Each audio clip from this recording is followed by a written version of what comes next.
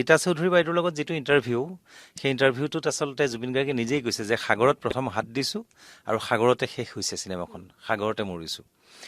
গতিকে তাৰ মাজতে জুবিন গাৰ্গে আৰু এটা কথা কৈছে যে মই চিনেমাবিলাক যেতিয়া কৰোঁ তেতিয়া আচলতে কাহিনীবিলাক মই সপোনত পাওঁ। গতিকে ডেফিনেটলি কিবা এটা মহত্ব আছে।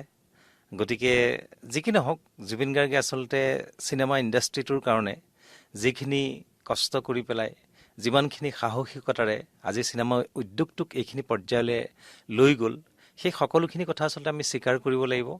আৰু এই সুযোগতে মই পুনৰবাৰ জুবিন গাৰ্গৰ আত্মাৰ চিৰশান্তি কামনা কৰিছোঁ। তেওঁ যাতে সদায় স্বৰ্গগামী হৈ থাকক আৰু আমাক সকলোকে সাহস দিয়ক, সুমতি দিয়ক, শকতি দিয়ক, যাতে আমি সকলোৱে পবিত্ৰ অন্তৰেৰে যিখিনি কৰোঁ সকলোৱে ইজনে সিজনৰ লগত একাত্মক হৈ আৰু যিখন আচলতে সোণৰ অসমৰ সপোন ৰচি পেলাই তেওঁ যিখিনি মনত ভাৱ লৈছিল যে ভাষা বৰ্ণ সকলোখিনি শেষ কৰি সকলোকে একত্ৰিত কৰি এখন সোণৰ অসম গঢ়াৰ সেইখিনি যাতে আমি সকলোৱে আচলতে সমৰ্থন কৰি পেলাই যাতে এখন সোণৰ অসম গঢ়ি তুলিব পাৰোঁ সাহিত্য, সংস্কৃতি, ক্ৰীড়া সকলো দিশতে সেইখিনি কামনা কৰিছোঁ। আৰু ৰৈ ৰৈ বিনালে সকলো আহক, সকলোৱে উপভোগ কৰক, জুবিন গাৰ্গৰ যি আশা প্ৰত্যাশা সেইখিনিক আচলতে সাফল্যমণ্ডিত কৰি তোলক। গতিকে খুব খৰতকীয়াকৈ হ'লেও খুব সুন্দৰকৈ কৰাৰ কাৰণে যি প্ৰচেষ্টা হাতত লৈছে মই বহুত বহুত ধন্যবাদ জ্ঞাপন কৰিছোঁ। আৰু অসমবাসীয়ে নহয় ভাৰতবাসী বিশ্ববাসী সকলোকে অনুৰোধ জনাইছোঁ যে সকলোৱে আহিব ছবিঘৰলৈ, সকলোৱে চিনেমাখন চাই জুবিন গাৰ্গৰ যি আশা আছিল সেই আশা সম্পূৰ্ণ কৰক, জুবিন গাৰ্গৰ আত্মাক প্ৰশান্তি যোগাওক। ৰীতা চৌধুৰী বাইদেউৰ লগত যিটো ইণ্টাৰভিউ সেই ইণ্টাৰভিউটোত আচলতে জুবিন গাৰ্গে নিজেই কৈছে যে সাগৰত প্ৰথম হাত দিছোঁ আৰু সাগৰতে শেষ হৈছে চিনেমাখন, সাগৰতে মৰিছোঁ। গতিকে তাৰ মাজতে জুবিন গাৰ্গে আৰু এটা কথা কৈছে যে মই চিনেমাবিলাক যেতিয়া কৰোঁ তেতিয়া আচলতে কাহিনীবিলাক মই সপোনত পাওঁ। গতিকে ডেফিনেটলি কিবা এটা মহত্ব আছে।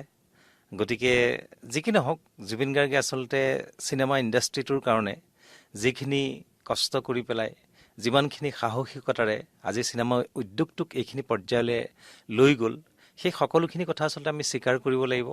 আৰু এই সুযোগতে মই পুনৰবাৰ জুবিন গাৰ্গৰ আত্মাৰ চিৰশান্তি কামনা কৰিছোঁ। তেওঁ যাতে সদায় স্বৰ্গগামী হৈ থাকক আৰু আমাক সকলোকে সাহস দিয়ক, সুমতি দিয়ক, শকতি দিয়ক, যাতে আমি সকলোৱে পবিত্ৰ অন্তৰেৰে যিখিনি কৰোঁ সকলোৱে ইজনে সিজনৰ লগত একাত্মক হৈ আৰু যিখন আচলতে সোণৰ অসমৰ সপোন ৰচি পেলাই তেওঁ যিখিনি মনত ভাৱ লৈছিল যে ভাষা বৰ্ণ সকলোখিনি শেষ কৰি সকলোকে একত্ৰিত কৰি এখন সোণৰ অসম গঢ়াৰ সেইখিনি যাতে আমি সকলোৱে আচলতে সমৰ্থন কৰি পেলাই যাতে এখন সোণৰ অসম গঢ়ি তুলিব পাৰোঁ সাহিত্য, সংস্কৃতি, ক্ৰীড়া সকলো দিশতে সেইখিনি কামনা কৰিছোঁ। আৰু ৰৈ ৰৈ বিনালে সকলো আহক, সকলোৱে উপভোগ কৰক, জুবিন গাৰ্গৰ যি আশা প্ৰত্যাশা সেইখিনিক আচলতে সাফল্যমণ্ডিত কৰি তোলক। গতিকে খুব খৰতকীয়াকৈ হ'লেও খুব সুন্দৰকৈ কৰাৰ কাৰণে যি প্ৰচেষ্টা হাতত লৈছে মই বহুত বহুত ধন্যবাদ জ্ঞাপন কৰিছোঁ। আৰু অসমবাসীয়ে নহয় ভাৰতবাসী বিশ্ববাসী সকলোকে অনুৰোধ জনাইছোঁ যে সকলোৱে আহিব ছবিঘৰলৈ, সকলোৱে চিনেমাখন চাই জুবিন গাৰ্গৰ যি আশা আছিল সেই আশা সম্পূৰ্ণ কৰক, জুবিন গাৰ্গৰ আত্মাক প্ৰশান্তি যোগাওক।